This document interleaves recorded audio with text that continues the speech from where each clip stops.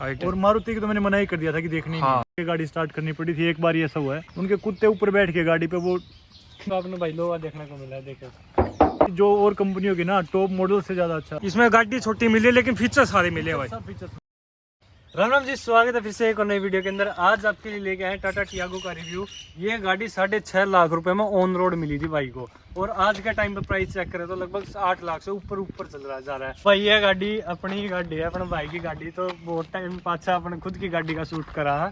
तो भाई कब ली थी गाड़ी और 6.5 लाख में कैसे ली थी? राम राम भाई, सारा ने गाड़ी ली थी भाई 2020 में। अच्छा, और आज के टाइम पे देखो तो भाई 9 लाख के आसपास प्राइस जा रहा है, और आपने 6.60 उस टाइम ये रेट था, 6.5 लाख रुपए रेट था। अच्छा, उस टाइम के हिसाब से तो यार उस टाइम की महंगी गाड़ी थी। अच्छा, छोटी गाड़ियाँ उस टाइम की है, जितने फंक्शन इस गाड़ी में थे हाँ। और किसी गाड़ी में नहीं थे। अच्छा, तो हमने फिर सोचा कि यही ले लेते हैं। स्विफ्ट वगैरह पर नहीं गई क्योंकि पहली गाड़ी पर स्विफ्ट वगैरह पर जाओ अपन मारुति पे। स्विफ्ट में इतने पैसे हम भाई, इतने फंक्शन नहीं थे अच्छा। और रिलायबिलिटी नहीं थी, इसलिए टाटा की तरफ गई। तो इसमें क्या चीज़ बढ़िया लगी कि आपने सीधी पहली कार टाटा की साइड जाने में डर रहे हैं आज के टाइम पर कस्टमर?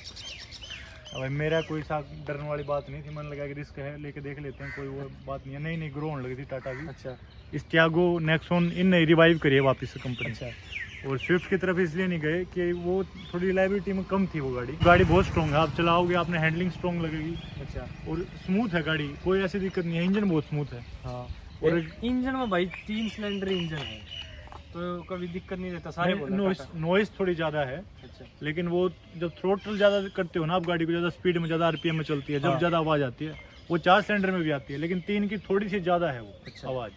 इतने की महसूस, इतनी मतलब आप अवॉइड कर सकते हो। अगर आप डिसेंट म्यूजिक से जा रहे हो गाड़ी में चला के, तो आप अवॉइड कर सकते हो। कोई इतनी बड़ी लंबी चौड़ी बात नहीं है। तो पहली गाड़ी ले रहे थे, क्या क्या चीज़ मेन पॉइंट ऑफ की थी कि भाई ये चीज़ गाड़ी के अंदर होनी चाहिए? भाई एक तो प्राइसिंग देखी थी। अच्छा, एक हैचबैक गाड़ी चाहिए थी, क्योंकि 5 फैमिली मेम्बर्स के हिसाब से चाहिए थी। तो एक तो ये देखा था कि हैचबैक हो, छोटी गाड़ी, कोई दिक्कत नहीं है छोटी गाड़ी में, कोई इसमें शर्म और झिझक वाली बात नहीं है। जब आपके 3-4 लाख रुपए बच रहे हो, i20 उस टाइम भी 9.5-10 लाख के आसपास की थी। अच्छा, और हमारा ज़्यादा मन i20 और उस साइड का था, लेकिन जब प्राइसिंग भी कंपेयर की ना इसके साथ, तो फिर ये ठीक लगी। और एक इसमें जो i20 स्पोर्ट्स या i10 स्पोर्ट्स जो आती है, उससे बहुत ज़्यादा फीचर्स हैं। अच्छा, ये टॉप मॉडल है बस। इसके बाद एक और मॉडल आता है, उसमें ब्लैक होती है सनरूफ। इसमें रूफ ब्लैक, वो ड्यूअल टोन बोलते हैं उसको। हाँ। XZ प्लस ड्यूअल टोन, ये XZ प्लस सिंगल टोन है।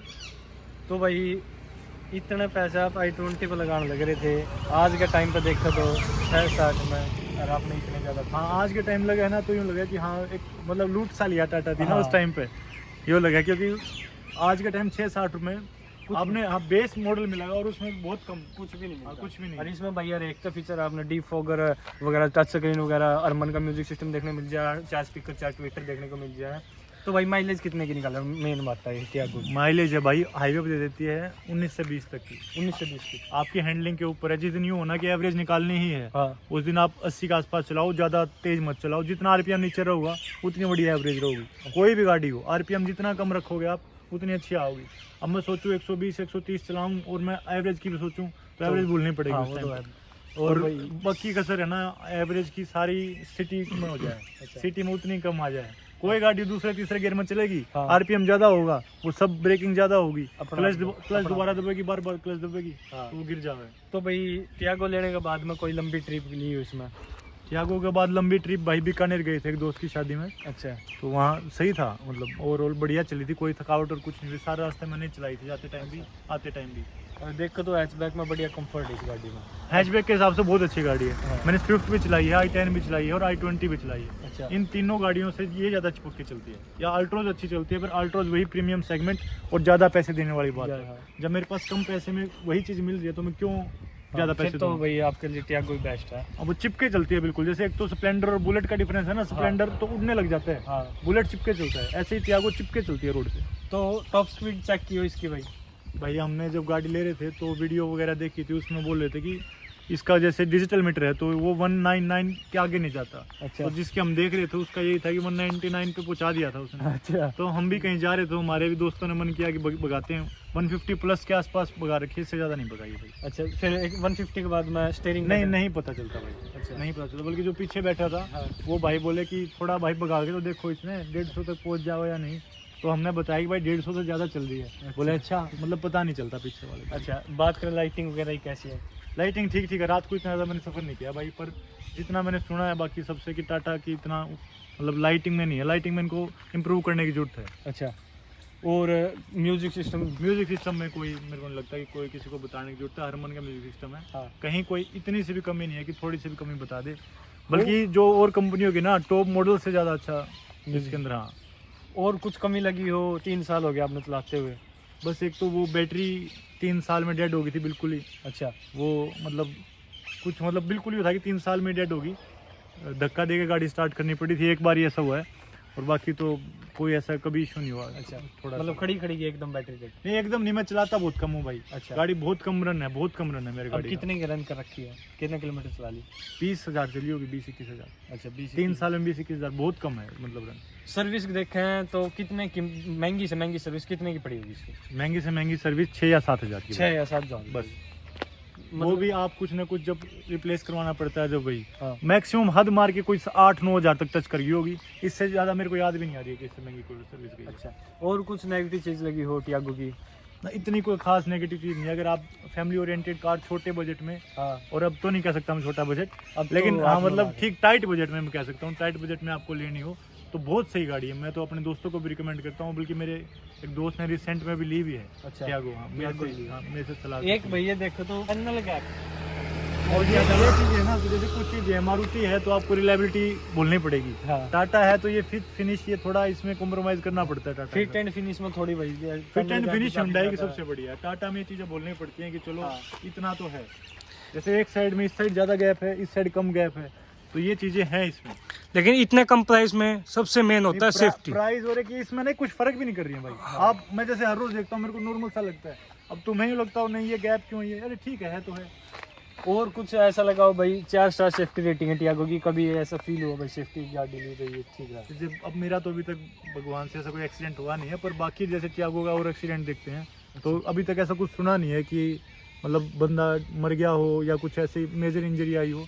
सीट बेल्ट लगा के चलते हैं भाई, और एक 80 to 100 ही चलाते हैं मैक्सिमम, इससे ज़्यादा भगाते भी नहीं है। लेकिन आज फिलहाल है इस टाइम पे टाटा की तरफ इसलिए जा रहे क्योंकि सेफ्टी है। सेफ्टी है ना, अपनी मार्केट भी इन्होंने ऐसे बनाई है। वैसे सेफ्टी तो ना जर्मन कार्स भी देते हैं, लेकिन वो अपनी मार्केट ऐसे नहीं बना पाए। इन्होंने मार्केटिंग में इस बात पे बड़ा लगाया है, क्योंकि नेक्सॉन आई जब इंडिया सेफेस्ट कार, इसको ऐसे लॉन्च किया। ये आई तब भी कि सबसे पहली हैचबैक है जिसमें 4 स्टार है।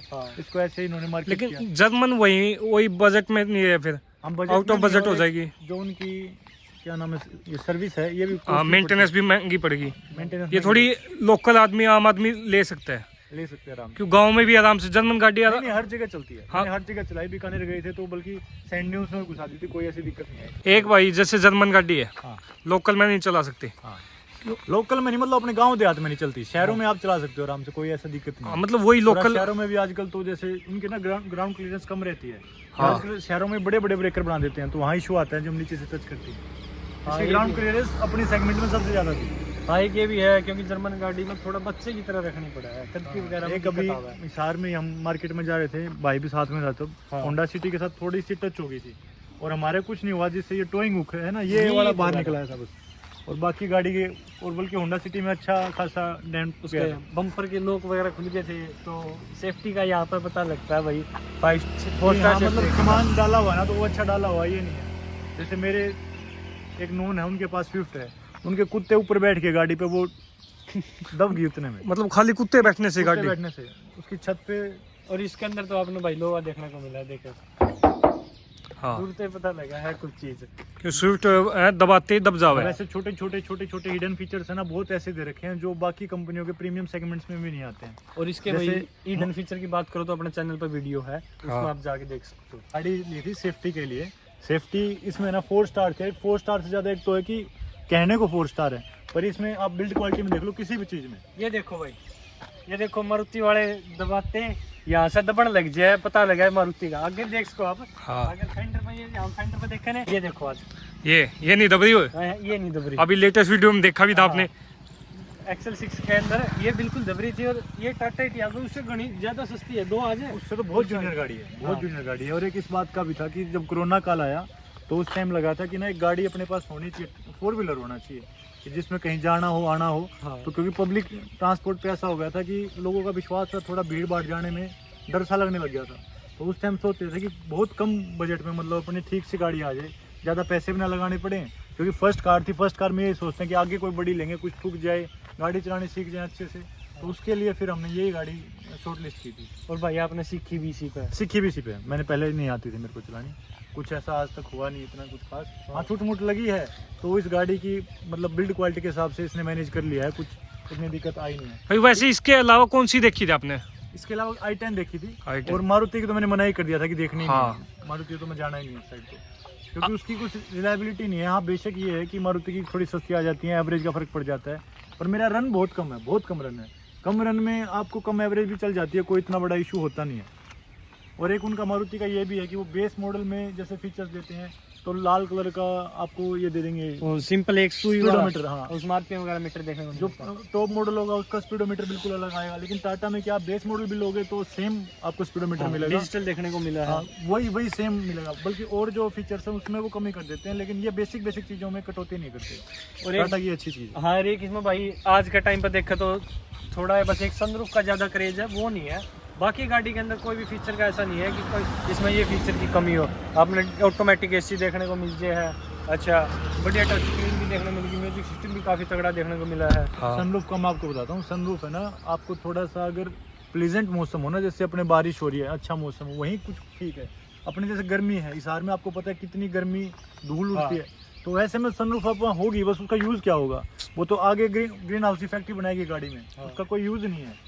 अभी मेरे नोन है, उन्होंने लिया है ये टोयोटा की जो आ रही है ना, अर्बन क्रूजर नहीं urban high rider, high rider, उसके अंदर जो टॉप मॉडल है उसमें पूरी सनरूफ दे रखी है, हाँ। और वो नीचे वो जाली सी है, तो वो बहुत गर्म हो जाती है गर्मियों में। अच्छा अगर वो उसको पूरा कवर करते हैं तो फर्क पड़ता है उस बात से। और सनरूफ जो है ना, सनरूफ लग्जरी है, एसेंशियल नहीं है। नहीं आजकल ये थोड़ा वीडियो वगैरह के चक्कर में कंपनियां भी थोड़ा अपना बेनिफिट देख। सेफ्टी के हिसाब से भी गलत है। अभी हाँ। मुंबई में लास्ट टाइम जब हुआ था, वीडियो आई थी उसकी, एक बच्चे थे दो, उनकी डेथ हो गई थी, सनरूफ में बाहर थे और एकदम ब्रेकिंग करनी पड़ी ड्राइवर को, तो उनके गले पे लगी और वो डेथ हो गई थी। और एक भाई बूट स्पेस की अपने फैमिली कार लिए, तो बूट स्पेस में कभी दिक्कत नहीं आई? बूट स्पेस में इतनी दिक्कत नहीं आई, क्योंकि मैं आपको सच्ची बताता हूँ, हम 5 सीटर गाड़ी लेते हैं, हाँ। तो हर बार ये नहीं होता कि हम 5 ही लोग बैठ के जा रहे हैं, हम दो तीन ही होते हैं, तो उसमें हम गाड़ी की सीट है उसको भी यूज़ कर लेते हैं। बूट स्पेस भी इतना हो जाता है कि कोई दिक्कत नहीं है। आप मतलब सवारियाँ ढो रहे हो ना, तब दिक्कत है। अब फैमिली के साथ जा रहे हो तो आपका मेरा सामान आपके बैग में है, उसमें कोई ऐसी दिक्कत, हाँ कोई दिक्कत आती नहीं है। मैंने ली थी तब ना सीएनजी थी, ना हाइब्रिड गाड़ियाँ आती थी, कुछ ऐसा नहीं था, बस ठीक था कि अपनी नेक्सॉन भी ये वाला नहीं था जो अभी नेक्सॉन आ रही है। मतलब नेक्सॉन भी 2 क्लास पहले वाली थी, जिसमें वो लाइट वो उतरे से निकली उससे पहला, इसके बाद में 2 बार मैं तुम्हें बताऊं 6,99,000 रुपये नेक्सॉन के बेस मॉडल का प्राइस था। वो ex showroom price, ex showroom price मोटा मोटा देखे तो 7.5 लाख रुपए में। हाँ, वो बस इसलिए नहीं ली कि वो बेस मॉडल आता, उसमें आफ्टर मार्केट बहुत काम करवाना पड़ता, तो मेरे को लगा कि मेरे को ये नहीं दिखाना है कि मैं बड़ी सेगमेंट की गाड़ी ले रहा हूँ। मेरे को लगा मेरे हिसाब से ये सही रहेगी, बाहर से मेरे को कुछ नहीं लगवाना है। सिर्फ 1500 या 3000 रुपये के इसमें सीट कवर्स लगवाए थे, और कुछ भी बाहर से हमने नहीं लगवाया। नेक्सॉन लेते तो फिर आपको उसमें म्यूजिक सिस्टम लगवाना पड़ता, उसमें वो भी नहीं था, लॉक भी नहीं था। बस लॉकिंग गाड़ी मिलती बड़ी, गाड़ी और इंजन मिलता है, लेकिन कुछ नहीं मिलता। और कुछ नहीं, इसमें गाड़ी छोटी मिली लेकिन फीचर सारे मिले भाई। सब फीचर्स मिले। आज भी 10-12 लाख वाली जो है i20 हुई और गाड़ी हुई, उसमें नहीं, उसमें फीचर नहीं है। उनके जो ऑप्शनल वगैरह जो मॉडल हैं, जिसके लिए आपको 40-50 हज़ार रुपये और पे करवाते हैं, वो उसमें वो फीचर आते हैं। इसमें जो है, इसमें बहुत छोटे छोटे हिडन फीचर हैं, जैसे तो कुल मिला के भाई बहुत बढ़िया गाड़ी लगी आपको। और मैं रिकमेंड भी करता हूँ कि आप भी मतलब टियागो लेनी हो या टाटा टियागो को ही कहूँगा मैं, और तो मैंने चलाई नहीं है तो मैं और गाड़ी नहीं। थोड़ी बजट में भी रह जाए है, बजट में भी है, हाँ, और फीचर भी मिल जावे, सेफ्टी मिल जावे, और एक मार्केट भी बना लिया। हाँ, मार्केट भी तरफ भी जाओ तो अपनी मार्केट बना लिया, रोड पे आपको रोड प्रेजेंस दिखती है टियागो की। और भाई अगर आपको ऐसा लगता है भाई आप स्टार्टिंग में ले तो आप पंच की साइड पे जा सकते हैं, क्योंकि पंच में आपको अच्छा आजकल सीएनजी भी मिल गई है। हाँ। अगर किसी की बजट अलो नहीं करता भाई पेट्रोल में चलाने का, तो आप सीएनजी में भी ले सकते हैं। और वीडियो अच्छी लगी तो लाइक करना ना भूलना।